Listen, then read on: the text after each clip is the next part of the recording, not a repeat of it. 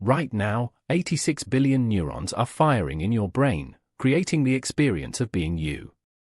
But here's what's terrifying: scientists have absolutely no idea how this happens. We can map every neuron. We can track every signal.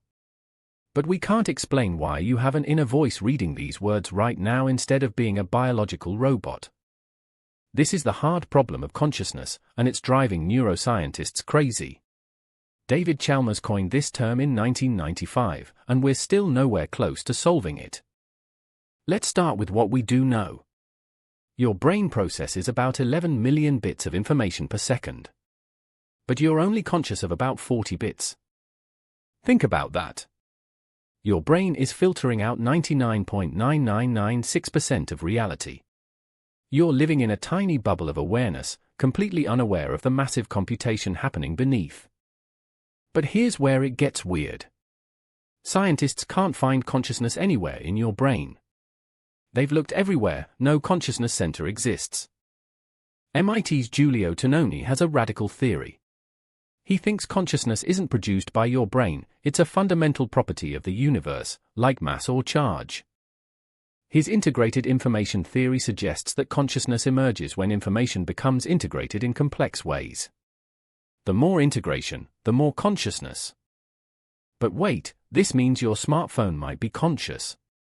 So might your car's computer system. Some scientists think they already are, just at levels we don't recognize. Roger Penrose has an even wilder idea. He thinks consciousness happens at the quantum level, inside structures called microtubules in your brain cells. According to Penrose, your consciousness literally exists in quantum superposition. You're experiencing multiple realities simultaneously until the wave function collapses. Most neuroscientists think Penrose is completely wrong. The brain's too warm and noisy for quantum effects to survive. But nobody can prove it either way. Here's what's really disturbing: split-brain patients. When surgeons cut the connection between your brain hemispheres, you literally become two different people. The left hemisphere can speak and thinks it's the real you. The right hemisphere can't speak but has its own goals and preferences. Two consciousnesses in one skull. This suggests consciousness isn't unified like you think. You might already be multiple consciousnesses that just feel unified, a democracy of minds voting on decisions. Neuroscientist Christoph Koch spent decades searching for consciousness. His conclusion?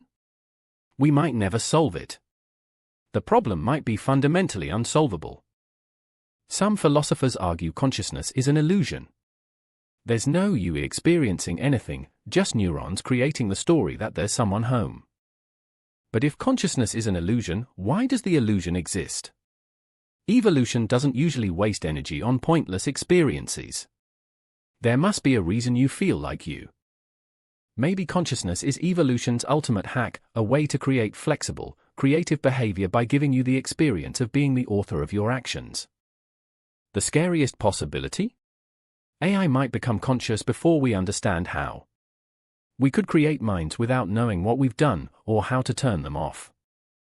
Meanwhile, you're sitting here, somehow experiencing the mystery of being you, a biological miracle that science can measure but not explain.